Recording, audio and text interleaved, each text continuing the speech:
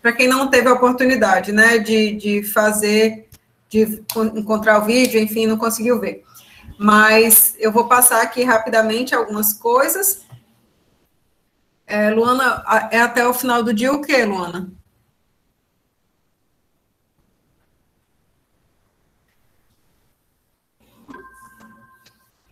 Até o final da aula.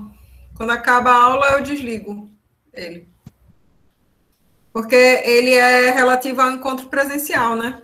Então, quando acaba a aula, eu não aceito mais resposta nele, tá certo? Mas, como eu disse, a gente tem essa flexibilização aí da presença e tudo mais, a gente faz a medição também através das atividades que vocês realizam ao longo do semestre, beleza? Então, vocês tiveram dificuldade em encontrar o link no YouTube, onde vocês, para encontrar a aula referente a esse primeiro momento? Foi fácil? Beleza. Excelente. Ótimo. Então, você não encontrou, Yuri? Algumas pessoas na outra turma me relataram que, como os vídeos ficavam com os nomes muito parecidos, era difícil da pessoa saber qual que era para assistir, né? Então, eu vou ver se eu já consigo organizar isso, ou para ficar mais fácil de vocês verem no YouTube a sequência, ou para eu colocar no Cigar o link referente ao vídeo, certo?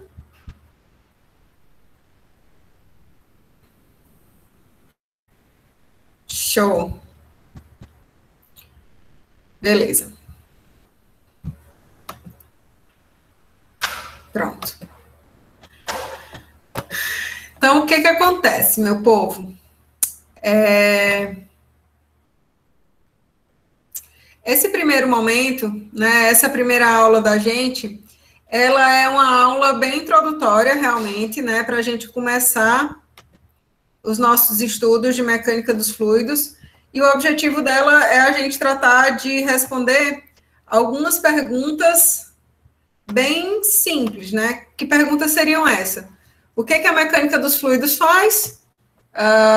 O que é esse tal desse fluido, né? E... Espera aí que minhas telas estão meio bagunçadas, só um minuto. Então, seria responder essa pergunta, né, de o que a mecânica dos fluidos faz, o que... Ah, rapaz, desculpem.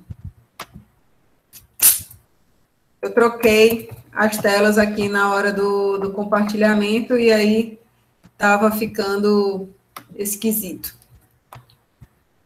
Vou colocar aqui um F5 nesse negócio. Sai dessa apresentação de slides para a gente poder botar de novo. Pronto, agora vai. Pronto, deu certo. Tá aparecendo direitinho aí para vocês, né? Assim. Pronto. Então, o objetivo da gente hoje é responder algumas questões fundamentais, né?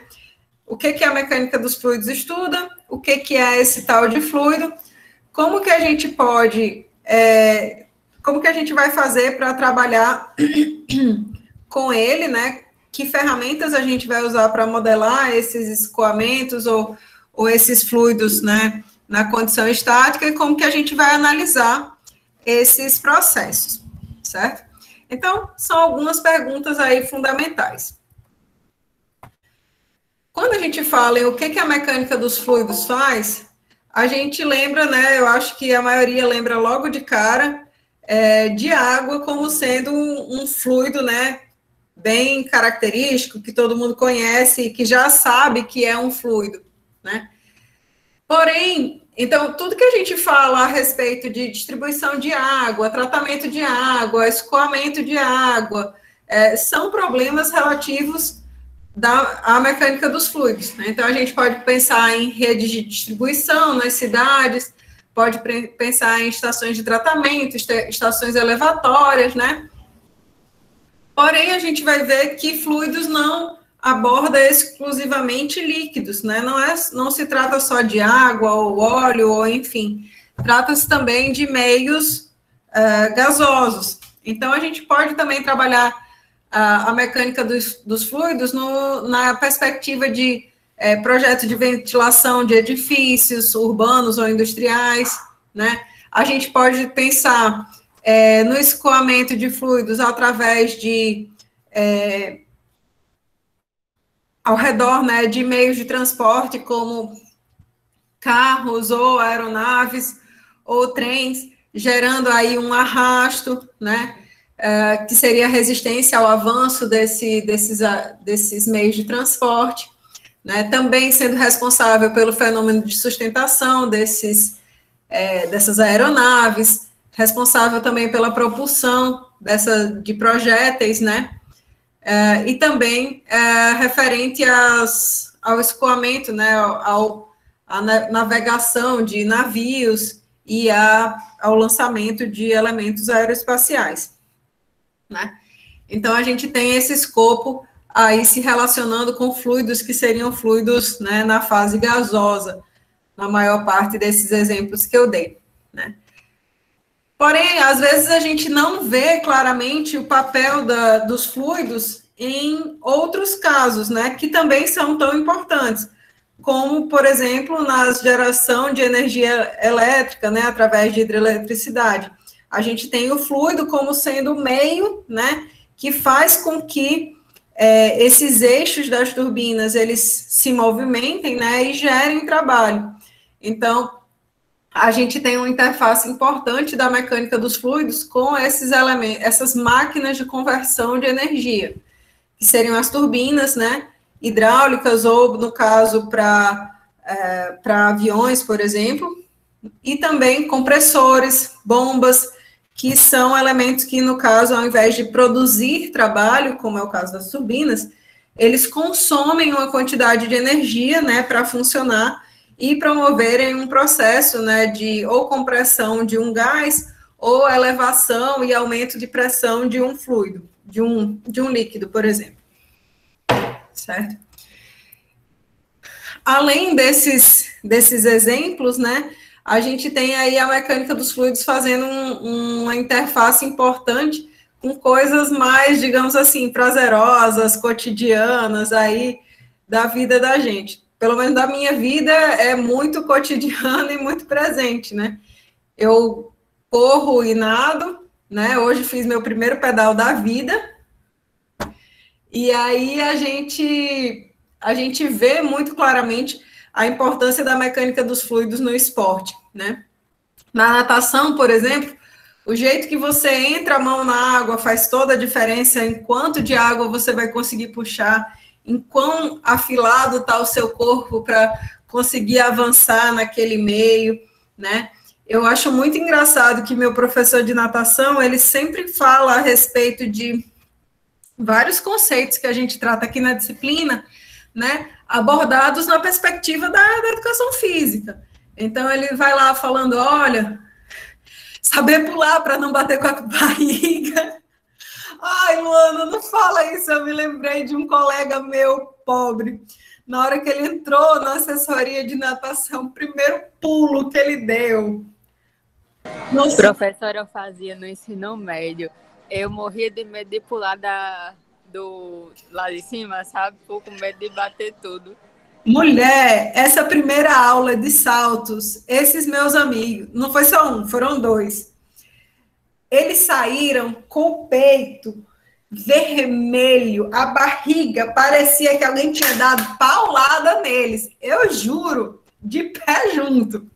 Foi muito... A gente via muito antes, porque a gente tá passando agora, mas naquele programa do Luciano Huck, aquele salto e boom, que os famosos pulavam e saíam roxos, realmente roxos, por causa que estavam aprendendo a pular lá. E era muito alto, né? Era que eles pulavam? Sim. Gente, aquilo ali, eu dizia, meu Deus, eu não tenho coragem de fazer um negócio desse, não. Então, assim, a gente vê claramente, né, essa importância da mecânica dos fluidos nesse esporte. né? Na bicicleta, por exemplo, eles dizem, olha, fica no vácuo, né? Mas aí você tem que tomar cuidado para também não pegar na roda do cara que está na frente. Então, você fica muito próximo para você ganhar em termos de esforço, né? Você faz menos esforço para continuar avançando e aí tem o revezamento, né, do pelotão. Quem está na frente, uma hora não aguenta mais sustentar o ritmo da frente, vai lá para o final da fila e vem outro para tomar pancada de ar, né? Então, a mecânica dos fluidos, rapaz, bater na roda e tomar um capote. Minha irmã levou uma queda desse jeito, ela enganchou a roda dela na roda da pessoa da frente, e ela estava clipada, né? Quando o pé fica preso no pedal o tempo todo, então você faz força tanto na descida do pé quanto na subida. Rapaz, pense num chá de queda. Eu achava que daquela vez ela ia desistir do triatlo, mas não desistiu não. Tamo aí, firme e forte. Dói e a pessoa cai sem entender nem como é que foi. Minha filha, a bicha é corajosa, Maria, viu? Ela fez um pedal esses dias de 130 quilômetros, vindo lá da Serra de São Bento. Imagine, 6 horas de pedal. Chá de queda forte, viu? Tá pensando? Porque, no caso, assim, eu não aguento. Eu não fui porque eu não aguento mesmo. Cenas dos próximos capítulos. Eu fiz meu primeiro pedal hoje, já foi, sei lá, 20 quilômetros, foi ótimo. Vamos ver o que acontece aí para frente. Então, vamos lá. Além dessa interface, né, com os esportes, que eu acho super interessante, a gente tem também a interface da mecânica dos fluidos com a biomecânica, né? Tem um pessoal daqui que vai fazer engenharia biomédica, né? Então, a gente tem o fluido, o sangue como sendo um fluido que está circulando aí nesse sistema circulatório. A gente tem a urina, que também é um fluido, já com características diferentes. A gente tem o sistema respiratório, né? Então, quando a gente vai respirar, a gente tem o movimento do diafragma para baixo, gerando uma zona de baixa pressão, que faz com que o ar entre no nosso corpo, né? E em seguida, esse músculo se contrai e empurra, né, o ar para fora. Então, a gente tem uma interface bastante vasta, né? A mecânica dos fluidos, ela interage com muitas áreas, e por isso que ela é importante para várias engenharias, né? A parte de engenharia ambiental, né? A gente tem, além da parte de qualidade de água, que eu tinha falado anteriormente, né? Mas a gente também tem estudos de poluição atmosférica, né? Como que se dá a dispersão de um poluente no ar. A gente tem também a parte de integridade de barragens. A gente sabe que teve aquele acidente em Mariana, né, que a gente teve uma barragem que foi, né, cedeu completamente, matando muita gente. E esse problema, né, que a princípio a gente diz assim, foi um problema, sei lá, de supervisão, foi um problema de negligência, né? Mas ele é um problema em cascata, ele é um problema de engenharia que merece ser estudado em várias camadas, né? Porque a gente tem a questão dos sistemas de emergência que não foram, há relatos, né, de pessoas que não conseguiram ouvir na cidade o sistema de emergência que estava assim, sendo proposto, né, conseguiram fugir, ninguém sabe como, mas não foram alertadas, né, com a necessidade suficiente. A gente tem a própria questão da integridade física, a gente tem a questão das interações químicas, né? Então, esse problema da integridade das barragens de rejeito, por exemplo, ele é complexo em muitos níveis, né?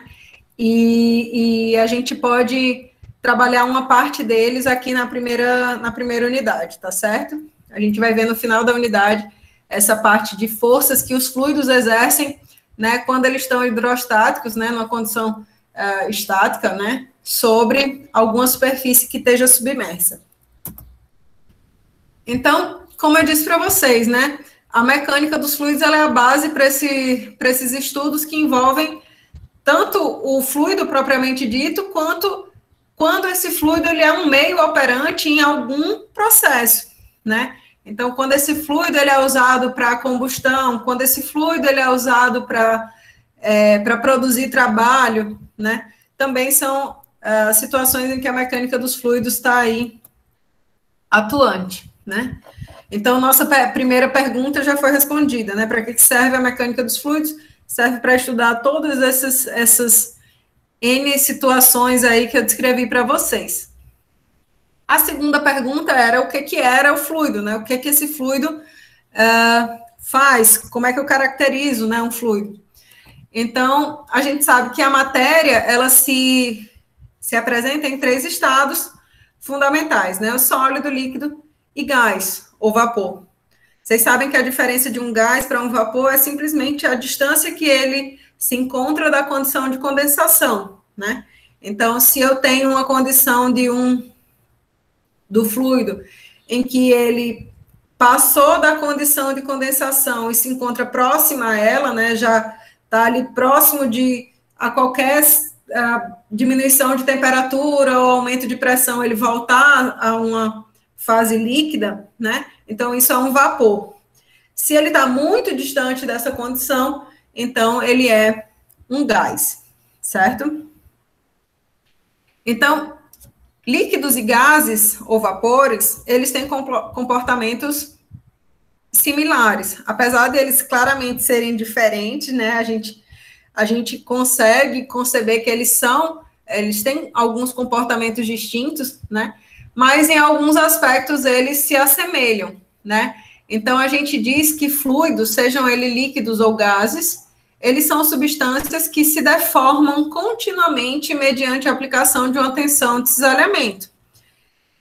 Aí você diz assim, professora, que linda essa frase, não quer dizer nada para mim. Né? Basicamente, o que a gente está dizendo aí é o seguinte: se um fluido ele é submetido à ação de uma força cisalhante, ele vai escoar, certo? E esse comportamento é distinto do que o que acontece para um sólido. Então, se aqui, nessa figura, a gente tem uma placa superior, uma placa inferior, e entre elas eu coloco uma camada de fluido, ou de um sólido, né?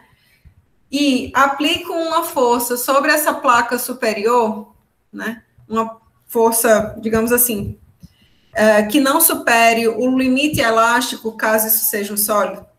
Vamos supor que isso aqui seja uma borracha, né? Apliquei aqui uma determinada força e não passei do limite elástico desse material. O que vai acontecer é que ele vai se deformar aqui um pouco, né? Mas na hora que eu cessar a aplicação dessa força, que no caso aqui ela age tangencialmente, né, ao sólido, então na hora que cessar essa aplicação dessa força, esse sólido que não ultrapassou o limite elástico, ele volta para a sua condição inicial, né? No caso de um fluido, né, quando esse processo ocorre, o que o fluido faz é se deformar. Ele se deforma continuamente. Enquanto existir essa tensão cisalhante, esse fluido ele vai permanecer se deformando. Então, aqui a gente tem uma pequena deformação, em seguida, no instante posterior, a gente tem uma deformação maior, e numa situação seguinte, uma deformação maior ainda, certo? Então, o fluido ele se deforma continuamente, ele continua a se deformar, né, mediante a aplicação de uma tensão de cisalhamento, tá? Então, basicamente, o que essa definição traz para a gente é a noção de que os fluidos, quando eles estão sujeitos à ação de uma tensão de cisalhamento, eles escoam, tá? Professora, isso seria independente da densidade do fluido, né? Ou não? Na realidade, esse fenômeno ele vai se relacionar com a viscosidade do fluido, certo? Mais para frente, ainda nessa unidade, a gente vai trazer como que isso acontece e como que é esse comportamento, certo, Alexandre? Show. Essa última afirmação que tem dizendo aqui, ó, um fluido em contato direto com uma fronteira sólida. Ele tem a mesma velocidade dessa fronteira. Eu não sei se vocês absorveram essa informação logo de cara, né? Na realidade, essa informação é simplesmente essa, né? De que na hora que o fluido que estava aqui em contato com essa placa, essa placa ela inicia o movimento, esse fluido ele é puxado junto com a placa, ele se torna solidário à placa. Então, o que a condição de não escorregamento nos diz é de que esse fluido que está aqui em contato com a placa que está se mexendo, ele tem a velocidade da placa que está se mexendo, e esse fluido que está em contato com a placa que está parada, ele também está em repouso, certo?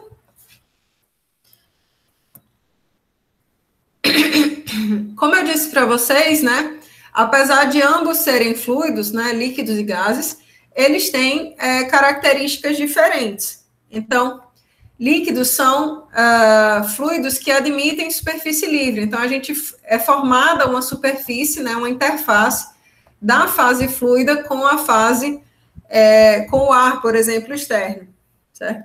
Então, por que isso ocorre? Né? Justamente pelo fato de, no líquido, as forças intermoleculares serem maiores, né? Essa fase, esse estado da matéria, ele ser mais coeso. Então, essas moléculas, elas se juntam, né? E formam essa superfície livre, certo? Além disso, os líquidos, eles são de difícil compressão. São ditos incompressíveis na maioria dos casos. Por quê? Justamente como se tem um menor distanciamento intermolecular, né? Então, é difícil eu comprimir esse estado da matéria, esses fluidos.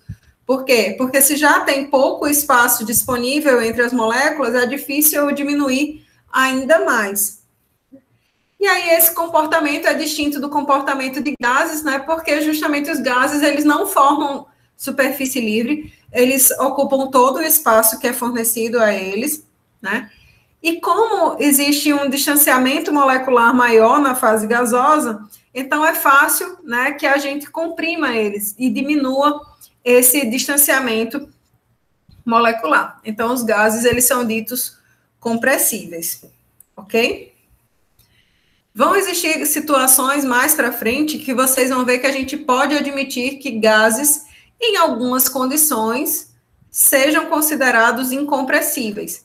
Mas, de maneira geral, a gente trata eles como compressíveis, né? De fácil compressão. Ótimo, até agora, tranquilos? Resultado. Respondemos a segunda pergunta, né? O que era o fluido? Como que a gente descrevia o que era um fluido? A nossa terceira pergunta era como que a gente vai trabalhar esses problemas de mecânica dos fluidos? Que ferramentas que a gente vai usar, né? E as ferramentas que a gente vai usar são essas aqui, que vocês, na realidade, já têm contato, né? Já viram em algum momento da vida de vocês anteriormente. Conservação da massa, segunda lei de Newton, primeira lei da termo, conservação do momento angular e segunda lei da termo, né?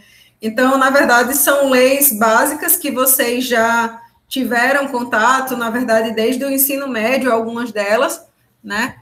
E agora a gente vai ter que adaptar um pouco o formato, né, através do qual a gente está acostumado a lidar com isso, mas são as mesmas, são os mesmos fundamentos.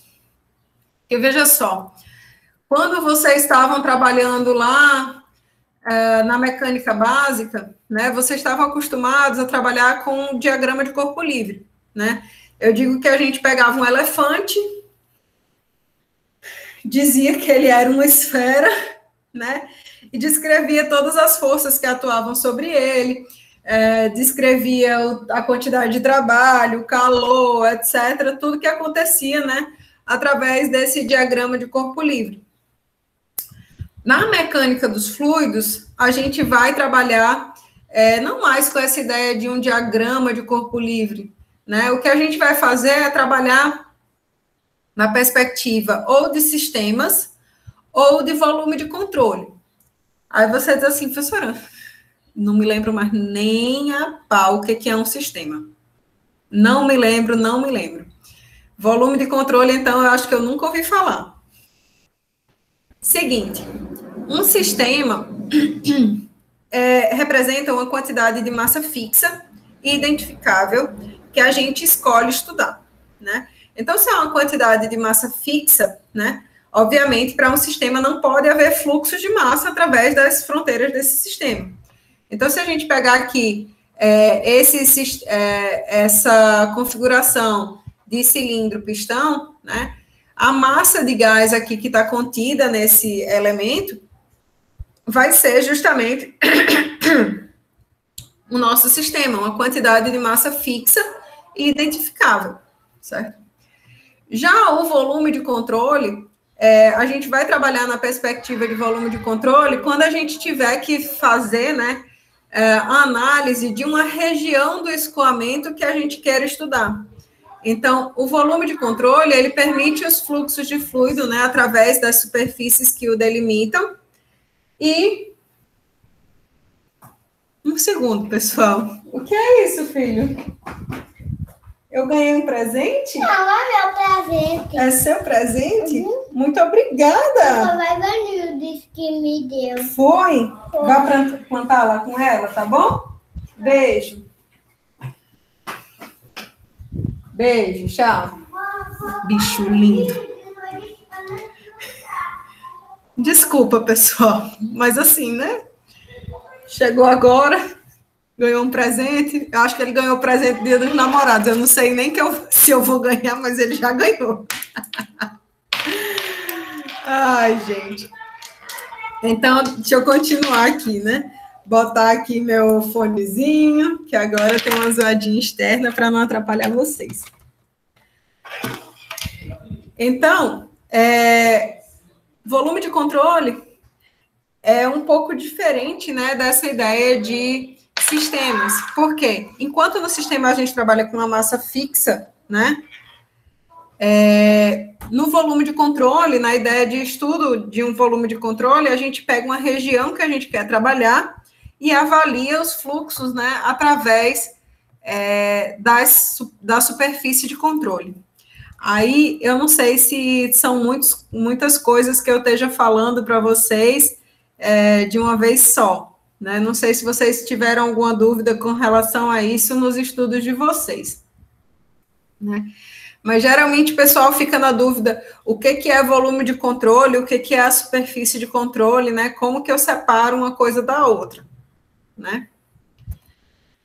Então, quando a gente fala do volume de controle, perceba que a gente trata de um volume arbitrário no espaço, é uma região do espaço que a gente quer observar, né?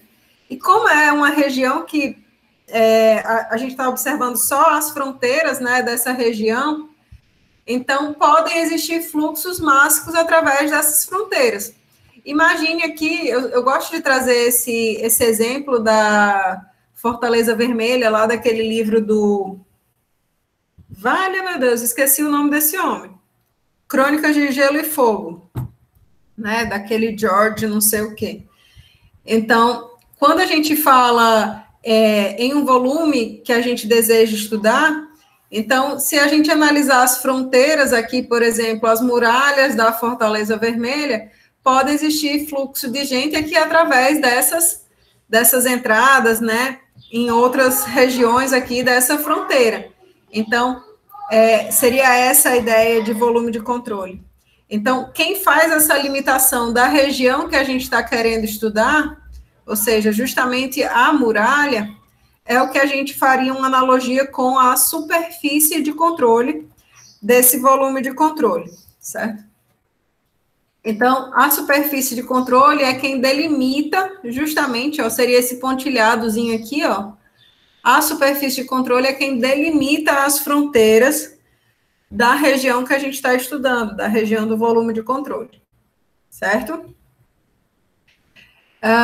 Se vocês olharem essa figura com cuidado, né, a gente tem algumas regiões em que há entrada de fluido, a gente vê esse vetor velocidade apontando para dentro, né, regiões de saída, outra região de saída, mas a gente vê também a presença de mais um outro vetor, né? Esse vetor aqui, Nzinho, apontando, ó, veja só, sempre para fora da superfície de controle. Né? Esse vetor, pessoal, é o vetor normal que caracteriza justamente a área através da qual o fluido escoa, certo? Ele sempre, existem poucas coisas na vida que a pessoa pode dizer que ocorrem sempre, né?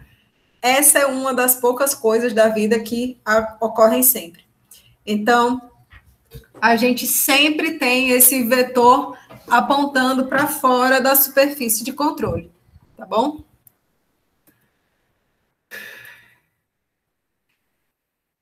Bom, aí vocês podem se perguntar, beleza, agora o fluido está escoando, né? Como que eu vou trabalhar isso? Será que eu vou pegar uma massa fixa de fluido e vou seguir esse fluido enquanto ele está escoando? Será que eu vou trabalhar só nessa perspectiva do volume de controle? Né? Então, a gente tem duas formas de descrever o escoamento de fluidos. Ou a gente usa a perspectiva do referencial lagrangiano, que é justamente essa de pegar uma massa de fluido e seguir ela, né, usando a formulação lá de sistemas. Então, esse é o referencial lagrangiano. Ou a gente usa o referencial euleriano, que faz uso da perspectiva do volume de controle, né? Em que a gente descreve todas as propriedades do fluido como funções do espaço e do tempo. E aí, quando a gente faz essa descrição dessas propriedades no espaço e no tempo, a gente não precisa se preocupar mais em acompanhar aquela massa de fluido ao longo do escoamento, certo? Então, são duas perspectivas, né, duas formas de descrever esse escoamento de fluidos. Vai obter diferença no resultado? Não vai.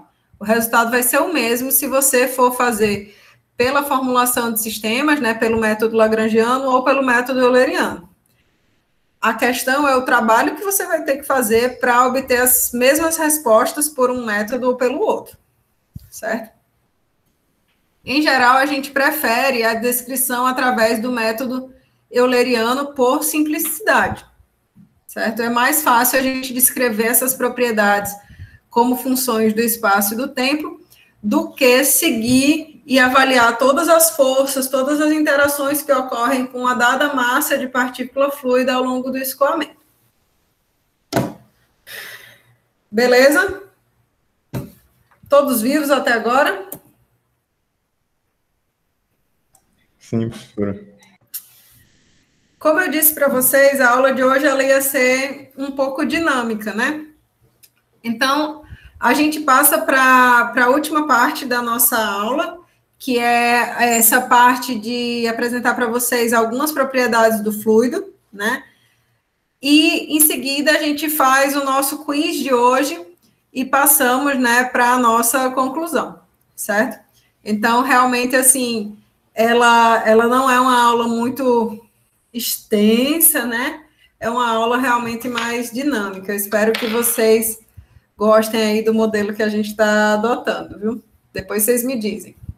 Só para lembrar, todo mundo viu o formulário aí de presença, né? Eu não sei se entrou mais alguém depois, mas eu coloquei o link aqui do formulário para presença, certo?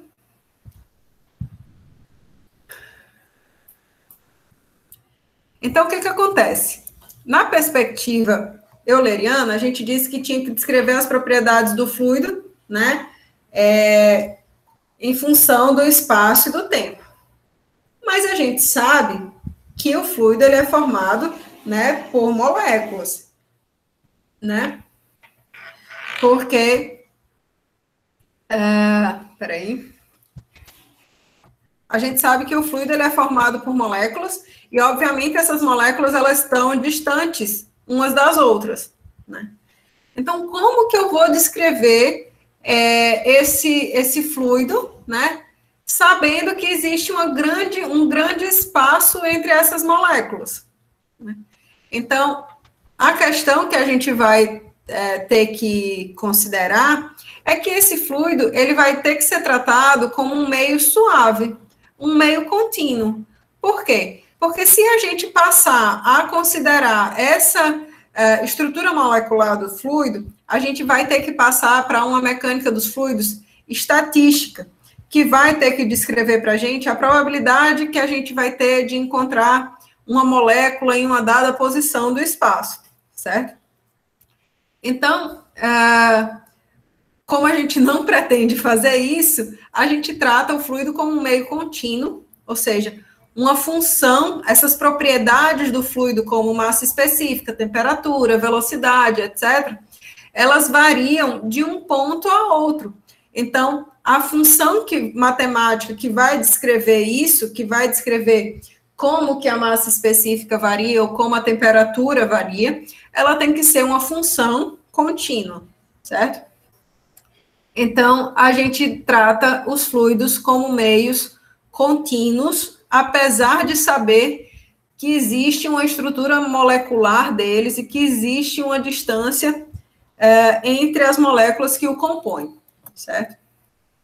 É mais ou menos dizer assim, olha, eu sei que essa massa aqui de água, né, na verdade, ela não é 100% água, né? Vão existir moléculas aqui em azul de água e vão existir espaços vazios entre essas moléculas, né?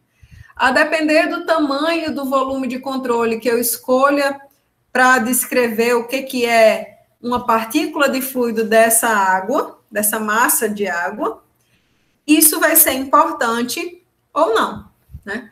Então, se a gente pegar, por exemplo, a propriedade massa específica do fluido, que é a razão da massa que está contida em um dado volume, né?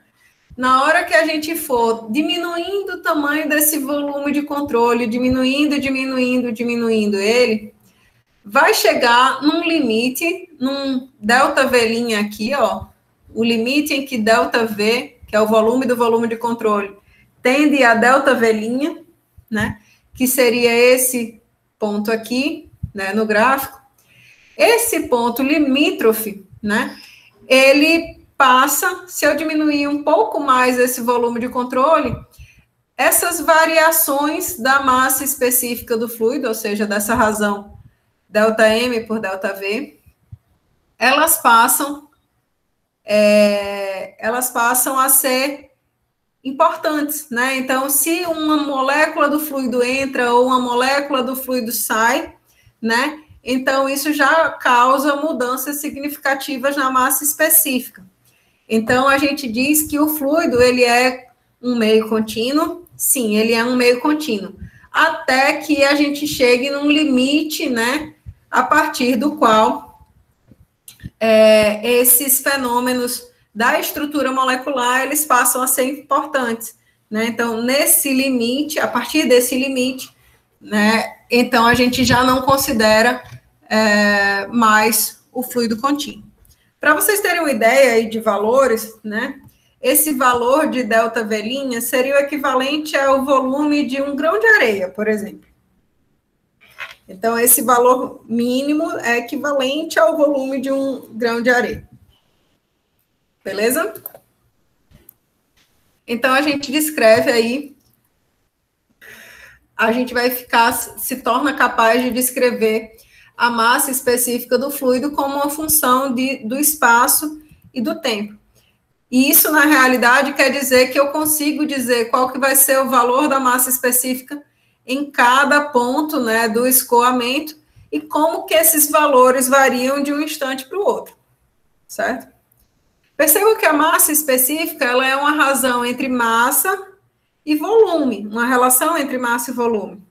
Então, é uma grandeza escalar. Então, o campo de massa específica, ele é um campo escalar que não necessita, né, de qualquer descrição de vetor, qualquer descrição de direção para ser completamente, né, completamente resolvido, completamente descrito, certo?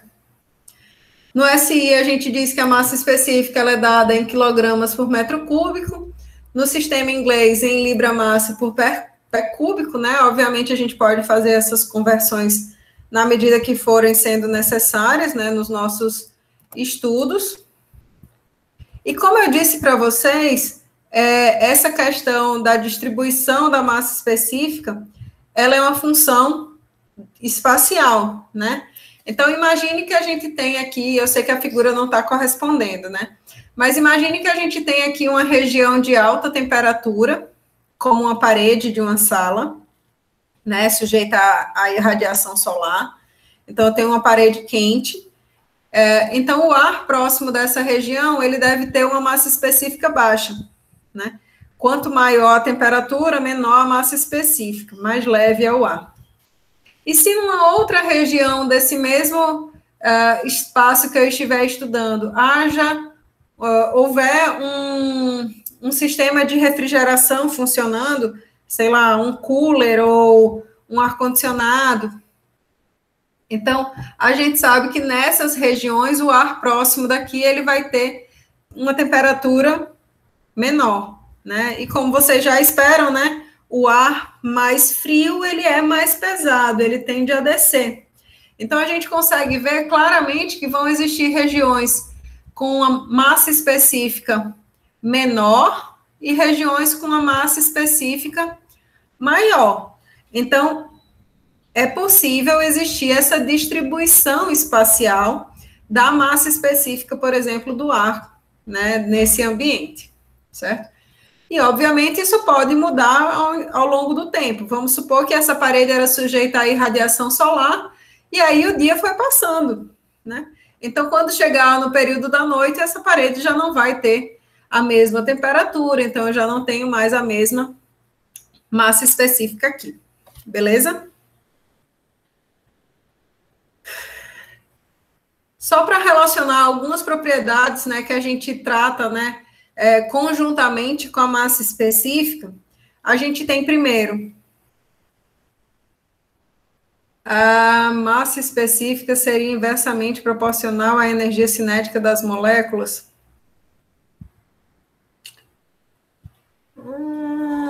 Alexandre, na realidade, porque sim, tá, veja só. Deixa eu ver como é que eu posso lhe explicar isso.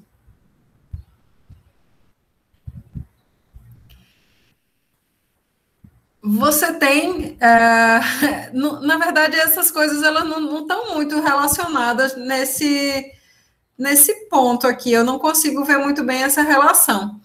A gente teria que recorrer à teoria cinética dos gases, tá? Para poder eu lhe explicar isso um pouco melhor. Mas, assim, você se lembra desse conceito, né, que o ar, quando ele tem uma temperatura menor, ele é mais pesado?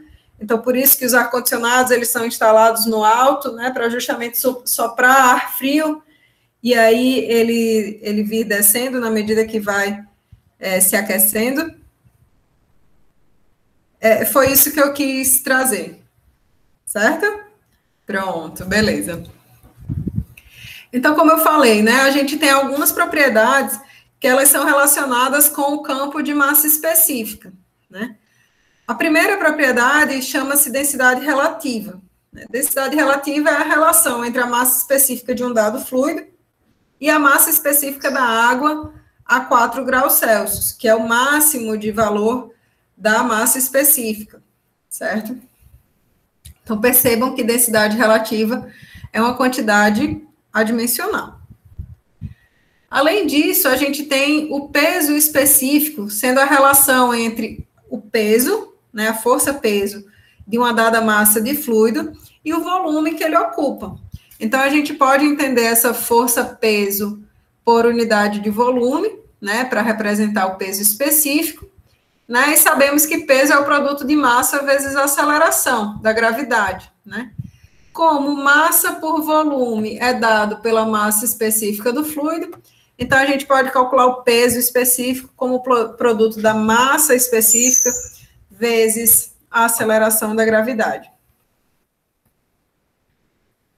Além dessas, né, para concluir aí, a gente tem a propriedade de volume específico, que representa justamente o inverso da massa específica, como sendo nosso última propriedade correlata, né?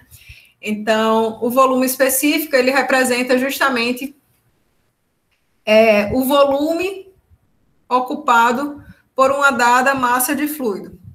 Quer dizer, então a gente tem quantos metros cúbicos uma dada massa de fluido ocupa, certo? Então, volume específico é justamente o inverso da massa específica, sendo representado aí por metro cúbico por quilograma, certo? Então, para a aula de hoje, seria essa parte, né, que eu trouxe para vocês, né, essa revisão aí desses conteúdos. E como eu tinha dito, né, a gente vai trabalhar com o Kahoot, né, com um game. Então, eu peço que vocês acessem www.kahoot.it, certo? Ô, professora, sei que não tem muito a ver, mas isso me lembrou agora a aulinha de inglês de ensino fundamental. Mas é um jogo para a gente ir se testando.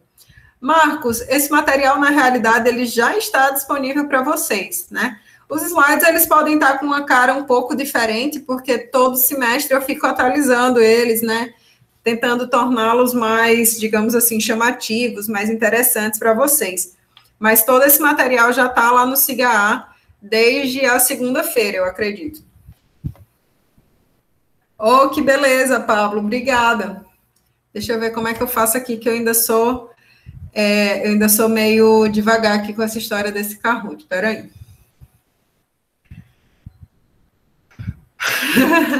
Outro mouse? Como assim, Pedro? Você já quebrou um mouse jogando Kahoot? Ai, meu Deus, espera aí, eu vou conseguir. Calma, não vou fazer assim, não. Vou voltar para o começo. Não. Oh, meu senhor. Eu já criei o bicho, tá? Ô, gente, por que esse bicho está fazendo isso comigo? Eu acabei de apresentar isso. Certo. Cadê o meu Kahoot?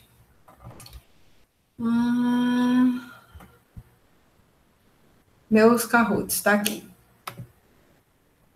Aqui a gente bota para jogar. Isso.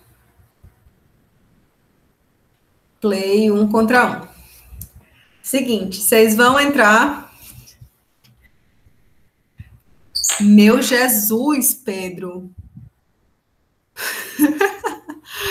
Ó, vocês vão entrar em www.kahoot.it, certo? Que foi esse link que eu mandei para vocês. E vão digitar esse PIN que está aí na tela, certo? Já tem gente entrando, ótimo. 6620624.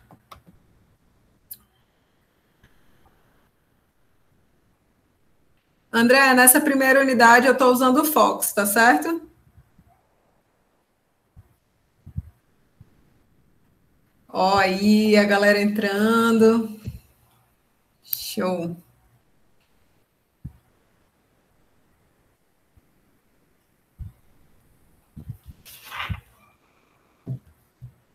Vocês conseguem ouvir a musiquinha? Ou não? Não. Ah, poxa, tá tocando uma musiquinha aqui. Tudo bem, Yuri. É muito bom esse jogo, viu? Se você quiser participar, vai ser bom. Se conseguir.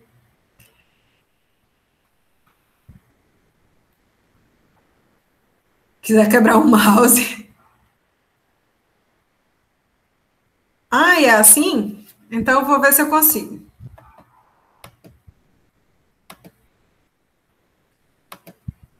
Compartilhar uma guia. Vale, agora, quantos desses Kahoot que eu... Ah, entendi, porque fica compartilhar áudio. Será que é essa? Deixa eu fechar essa outra, então.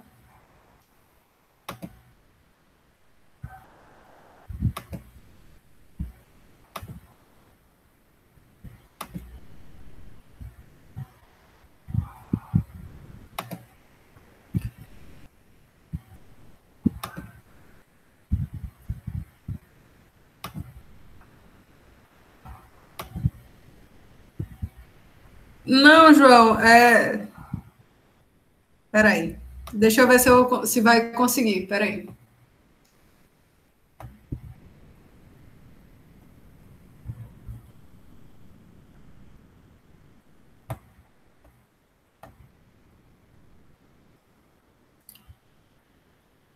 Agora eu acho que eu vou conseguir.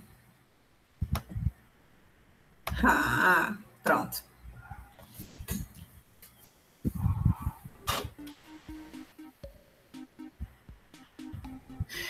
Acho que agora sim, professora. Agora foi, né? Agora tá a musiquinha, ótimo. A maioria do pessoal já entrou, né? É porque o meu saiu Creative Habit. Tudo bem, vai dar tudo certo. Bom, posso começar? Pode. Pode? Então, vamos lá. O que vai acontecer para quem nunca usou isso antes, né? Eu vou botar para apresentar aqui, né? Vai aparecer uma questão para vocês. Essa questão, aqui na tela de vocês, vai ter, nessa tela que eu estou compartilhando, vai ter algumas opções para vocês escolherem em termos de cores, né? Vermelho, azul, amarelo ou verde. E aí vocês escolhem a que vocês, né, acharem que está certa dessas cores, tá bom? Então, vamos lá. 1, 2, 3 e foi.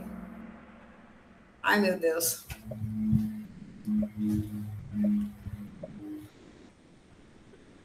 Sabendo que 1.950 quilos de massa de uma determinada substância ocupa um volume de 2,5 metros cúbicos, determine Rho, gama e D, nessa ordem.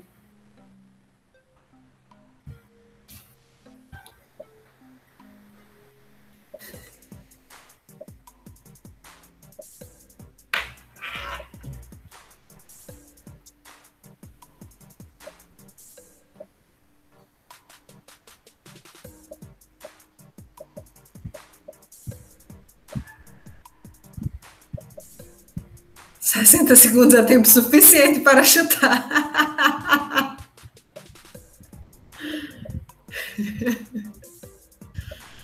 Ai, meu Deus.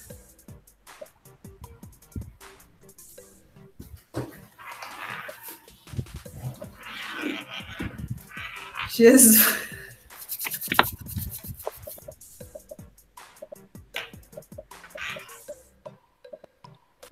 Acabou! Éguas, vocês se deram super bem! Caramba! Se a prova for nesse tempo, já me avisa enquanto dá para trancar.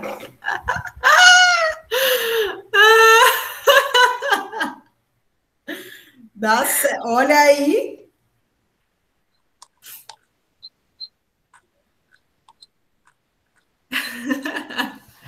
Oi, Yuri aí com os truques. Já eliminava duas, isso mesmo, Yuri. Caramba! Ó, a galera afiando aí as unhas. Bom, deixa eu mostrar aqui para vocês, né? Muita gente acertou, mas eu vou mostrar aqui para vocês. Acabou, né? Não. Calma, Alexandre, ainda falta mais 4. Ai, Jesus, cadê meu mouse, gente? Pronto. Socorro. Ai, cadê? Como é que eu consigo? Vamos lá. Bora. Vai dar certo. Ó, nessa questão aí, a gente tinha uma massa de 1.950 quilos, né? Que ocupava, ele já dava o volume de... Opa, Vzinho não, viu? Vzão. De 2,5 metros cúbicos, né? Então, para a gente calcular essa massa específica... Professora, você não está compartilhando, não. Tem que compartilhar aqui que a senhora está fazendo a explicação. Vamos fazer o seguinte, eu vou deixar a tela inteira e a musiquinha fica lá para casa das cucuias, né?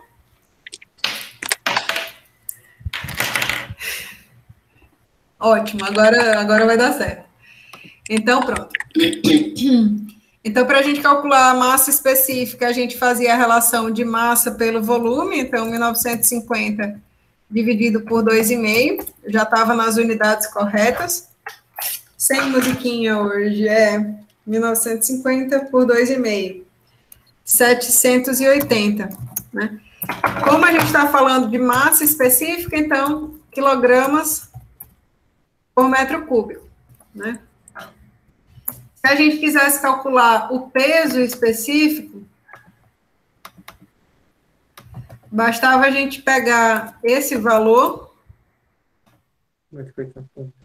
e multiplicar pela aceleração da gravidade, né? E aí a gente obtinha o peso específico desse fluido, certo? Então, 780 vezes 9,8. Eu não sei se na questão eu multipliquei por 9,8 ou se multipliquei por 10, mas eu acho que foi 9,8. Aqui, newtons por metro cúbico. E o terceiro termo que ele pedia era justamente a densidade relativa, né, o Dzinho. Então, densidade relativa é a relação entre a massa específica do fluido e a massa específica, e a massa específica da água. Então, a gente ia pegar esses 780 e dividir por 1.000, né? 100 não, peraí, 1.000. E aí a gente ia ficar com 0,78, uma quantidade adimensional. Ah, meu filho, acontece, Marcos, vai dar tudo certo. Então, vamos lá para o próximo? Simbora. Vamos lá. Ó, o primeiro score aí. Quem acertou mais ligeiro dessa vez foi Vitória. Questão número 2. Um cilindro tem 2 metros de diâmetro, altura de 15, 30 quilos de um fluido preenche até a metade. Qual a sua massa específica?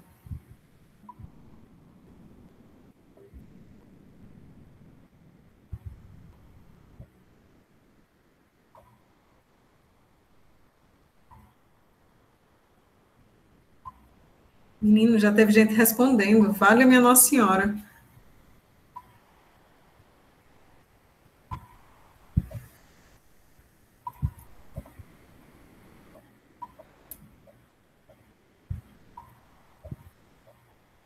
Errei.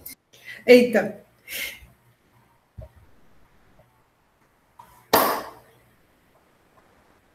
Quinze segundos. Vai na pegadinha que medo.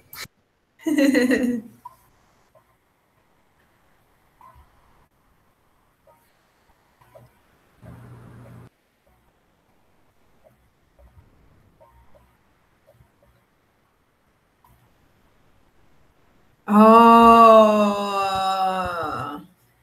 7 pessoas chegaram lá. Eu acho que a maior parte da galera marcou o 063, né? Que deve ter esquecido que era metade, né? Ó, e Marcos está com sangue nos olhos. É isso aí, Marcos. Vamos lá ver como que era essa questão, né? Ele dizia que era um cilindro com diâmetro de... Só não quebra o mouse. Ai, meu Jesus. Diâmetro de 2 metros. Né? Ele dava massa do fluido? Qual era a pergunta mesmo? Tem 15 metros de altura, 30 quilos de um fluido, o preenche até a metade. Né? Então, são 30 quilos de um fluido. O comprimento desse cilindro é de 15 metros. E aí, vamos lá para ver o que Erramos na primeira, acertamos na segunda, olha aí. Olha as coisas melhorando, olha as coisas melhorando. Então, vamos lá. Né? O volume ocupado pelo fluido é metade do volume do cilindro, não é isso? E aí a gente sabe que o volume do cilindro é justamente π vezes o diâmetro. Espera aí. Π vezes o raio.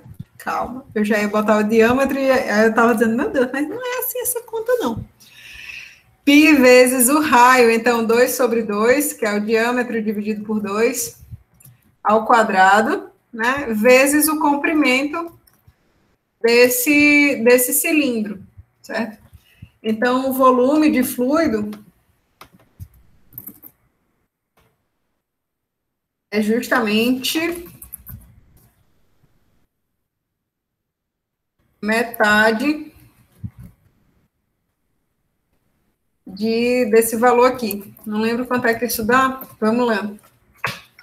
3,5 vezes 15 dividido por 2. 23,55 metros cúbicos, né? Vocês estão conseguindo ver direitinho o que eu estou escrevendo aqui na tela? Tá bom o tamanho? Como é que tá aí? Show. Então, para a gente saber qual que era a massa específica desse fluido, a gente vai dividir justamente a massa dele pelo volume que ele ocupa. Então, a gente vai pegar aqueles 30 quilos e dividir por 23,55. Então, 30 dividido por isso, 1,27 quilogramas por metro cúbico. Vamos ver agora como é que foi, quem foi que acertou, como é que foi esse negócio. Tcharam! Oh, temos uma reviravolta! Oh, eu não sei vocês, mas eu acho isso... Obrigada a todos. Eu adoro. Eu fui exaltado. Olha aí, olha aí. Chegou o dia, Marcos, chegou o dia. Será? Bora para a próxima? Questão de verdadeiro ou falso. O campo de massa específica é um campo que depende das coordenadas espaciais e do tempo, sendo, portanto, vetorial. Ai, Jesus.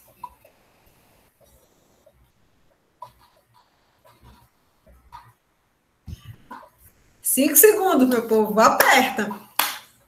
Moça, me se prepare. Olha aí, falso, real, isso mesmo, pessoal. De fato, o campo de massa específica, ele depende, né, das coordenadas espaciais e do tempo. Mas a massa específica não traz a relação somente de massa por volume, então essas quantidades são quantidades escalares. Então, o campo de massa específica, ele é um campo escalar e não vetorial. Beleza? Bora ver essa disputa. Ai, meu Deus. Olha aí, quebra-mouse está chegando. Apareceu ali. Meu Deus. Olha, olha. Bora, bora. Next.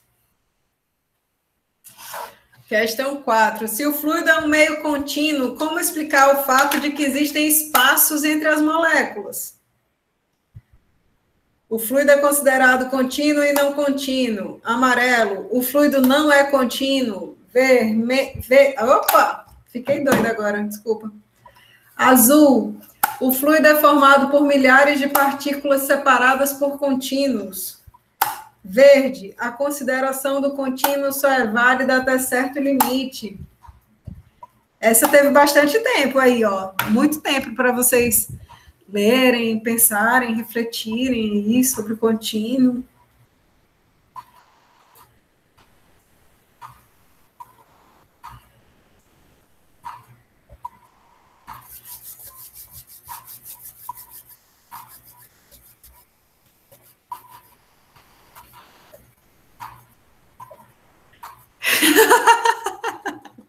É não, Emanuela, é torcendo, querendo ver se vai dar certo.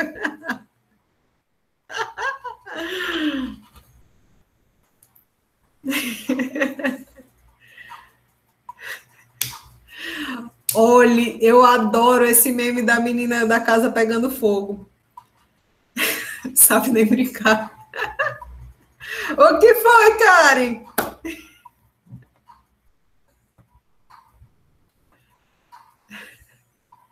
Tô muito humilhada já. Ô, gente. Ah, sim. Ah, mas muita gente ficou aí, muita gente marcou que o fluido é formado por milhares de partículas separadas por contínuos, né? É uma situação aí meio esquisita que eu imaginei por vocês. De fato, a consideração do fluido como um meio contínuo, né? Ela só é válida até certo limite, como eu mostrei para vocês, né? A gente tinha dito, ó, que justamente essa estrutura molecular do fluido, ela não está distribuída de forma contínua no espaço, né? Mais concentrada em moléculas que são separadas por regiões relativamente grandes de espaço. Mas a gente trata o fluido como sendo suave, como um meio contínuo, né? E aí a gente viu que essa hipótese ela é válida até um dado limite, né? Que o volume mínimo aí que a gente está tratando é aproximadamente o volume de um grãozinho de areia. Essa estava ambígua, Denis? Estava um pouco, não era? Marcos, foi bom ser exaltado por um breve momento. Ai, Jesus. Vamos para a última? Tá acabando. Simbora? Posso? Sim, vamos ver primeiro quanto que deu aí. Olha aí, que reviravolta, rapaz. Gente, o que foi isso? Plot twist. Eita. Quebrou, tá inteiro ainda. Ai, Jesus. Vamos para a última. Até o final do jogo eu não sei, mas até o final do semestre é quase certo.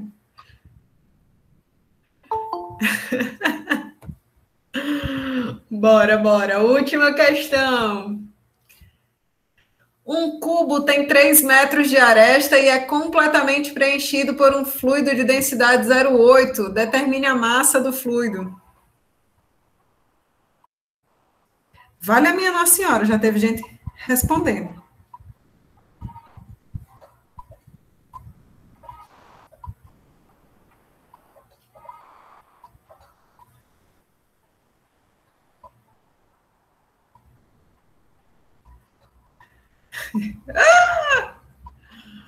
Bora, mulheres. Adoro. Vixe, como acertou um pouco aí. Foi muito rápido, eu ia apertar. Ai, o tempo estava curto nessa. Eita, desculpa. Ah, quando eu fui ver só tinha 2. Minha Nossa Senhora. Pisquei e acabou. Eu acredito que muita gente se confunde aí com a ordem de grandeza nessa questão. Vou mostrar aqui como era que era o negócio. Às vezes eu perco completamente meu mouse aqui nesse negócio. Sério mesmo.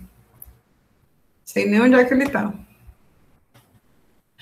Ó, nessa questão, a gente tinha um cubo de aresta 3, né? Então, o volume do cubo, a gente já sabe aqui, ó, que ia ser 3 justamente ao cubo, né? Então, 27 metros cúbicos. E ele diz que a densidade do fluido valia 0,8, né? Então, a gente sabe que a densidade do fluido é a razão entre a massa específica dele e a massa específica, da água. Então, se a gente quiser saber a massa específica desse, a gente precisa, né, da massa específica desse fluido, ela vai ser 0,8 vezes 1.000, então 800 quilogramas por metro cúbico. Assim sendo, só apagar isso aqui, a massa do fluido, ela vai ser dada, né, a gente sabe que Rho, aqui, Rho é justamente massa por volume. Então, a gente ficaria aí com a massa do fluido sendo a massa específica, 800, vezes 27, né? Então, 800, vezes 27, 21.600 quilos. Muita gente marcou a de 21,6 quilos, né? Não sei se a galera achou que era muito, se era pouco, né? O azulzinho aí foi o prevalecedor aí do negócio. Fluido sob pressão. Foi tão rápido, professora, que quando eu fui ver a pergunta já tinha acabado o tempo. Ai, Jesus. No próximo eu vejo se eu ajeito o tempo melhor. Hoje vocês estão sendo a segunda vez que eu uso. E não, professora. Essa é a segunda vez que eu uso, né? A primeira vez foi no horário passado, e aí eu não consegui ter tempo de ajeitar tudo direitinho no intervalo, que eu fui lanchar, porque eu também sou gente, né? E aí, realmente ficou com os tempos aí meio bagunçados, mas da próxima vez a gente vê para ficar melhor. Não toda aula, Emanuele, mas em algumas, né? Eu quero que seja, porque eu acho que a gente se diverte mais, né? Fica... Eita, vamos ver quem foi o pódio. Raul ficou em terceiro, o quebra-mouse em segundo, e Vitória arrombou, mulher! Olha aí! Que massa! Show! A Andriele estava atrás da força das mulheres, olha aí! Vitória arrasou! Aê! Parabéns, pessoal, parabéns. A gente fez isso mesmo só para movimentar a nossa aula, tá bom? Foi bom demais essa brincadeira aí com vocês. Eu vou ver se eu trago mais. Seria cômico se o solteiro ganhasse. Ai, Jesus. Essa galera, eu não sei não, viu? Pois tá, meu povo. Eu vou ajeitar o tempo para as próximas, para a gente brincar mais das outras vezes, viu? Valeu aí, tenha um bom fim de semana. A gente se encontra na quinta-feira, né? Porque, como eu falei para vocês, estou na banca de um concurso na terça-feira. E aí a gente encontra outro dia para repor esse encontro, tá certo? Certo, professor. Valeu, professora. Bom final de semana, Até quinta. professora. Até quinta. Professora? Rapidinho, deixa eu só responder aqui, Leandro, Emanuele. Leandro, para você acessar o link da frequência, você precisa estar com aquele e-mail institucional da UF, tá certo? Diga lá, Emanuele. Professora, só uma dúvida. Tem alguma lista para a gente começar a fazer? Eu fiquei meio perdida nisso, se é para entregar também. Não, elas não são para entregar, né? Mas lá no CIGAD vocês já tem 2 listas dessa parte introdutória agora, desse começo de curso. né? Então, lá na parte de introdução e conceitos fundamentais, já tem tanto esses slides, né? Como é o nome daquilo?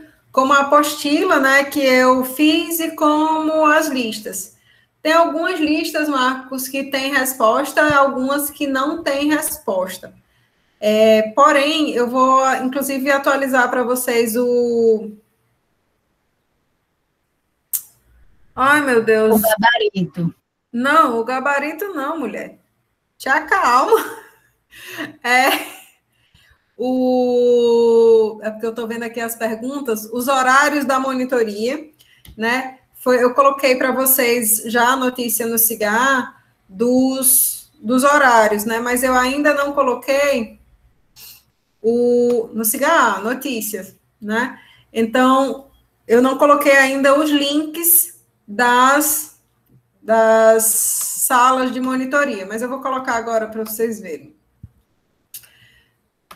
Que ainda está aqui, né?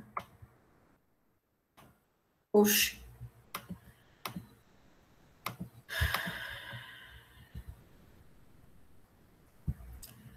Calma.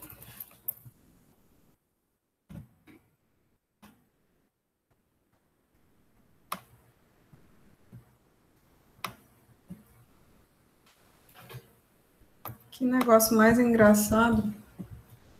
Então, ó, aqui no Cigar de vocês, ele já tem uma notícia. Aqui, ó. A respeito da monitoria, tanto com o grupo, com os monitores, quanto com os horários de atendimento. Meu, de Wellen, de Judson, de Felipe, de Nayara, né? Eu agora já tenho todos esses links, eu vou atualizar aqui essa notícia para vocês poderem entrar em contato com eles, certo? Karen está perguntando, eu não entendi aqui, onde que ficam as aulas gravadas? JC Pinheiro perguntou. Então, você vem aqui no YouTube, Pinheiro, e aqui já tem, ó, todas as aulas anteriores, certo? Tem algumas playlists, inclusive, por unidade, ó, revisão da unidade 1, essa parte que a gente está falando aqui é a parte de introdução, então você pode ver a playlist completa, escolher se você quer assistir as minhas aulas, por exemplo, aqui tem aula de escopo da mecânica dos fluidos, essa provavelmente são continuação, e aí tensão de cisalhamento, que é o próximo conteúdo, certo? A aula de hoje, ela vai ficar disponibilizada aqui no YouTube, mas eu primeiro preciso que o Google salve, venha para mim, para eu poder colocar lá, entendeu? E aí a gente vai criar uma playlist referente às aulas, digamos assim, do correr do curso, né? Mas como eu disse para vocês, né? Essas aulas, a forma que a gente vai trabalhar vai ser basicamente essa, né? Vocês primeiro têm contato com o conteúdo, seja na apostila, seja nos slides que eu já coloquei no Cigar para vocês, ó, estão aqui, apostila, slides e listas, seja aqui no YouTube, e aí eu dou uma aula, assim, rápida, 40 minutos, e aí a gente faz alguma atividade só para fechar o dia, beleza? Às vezes a gente vai fazer Kahoot, às vezes a gente não vai fazer. Camila. Diga-me. Eu estou ainda... Não entendi o lance da questão da frequência. Você falou a respeito do e-mail institucional. Então, todas as vezes que eu preciso que eu entrar na aula, eu tenho que entrar com o institucional? Você não é obrigatório, Pinheiro, mas o que acontece é o seguinte, se você já tiver com o e-mail institucional, eu não preciso lhe aceitar na turma. E aí isso facilita, né? Se você chegar um pouco atrasado, né? Acaba que você entra na hora que você quiser com o link, se você estiver usando o seu e-mail institucional, aquele que a UFRN criou. Não, professor, eu acho que ele está falando de quando a senhora estava falando para preencher o Forms, que o Leandro falou que precisava solicitar acesso.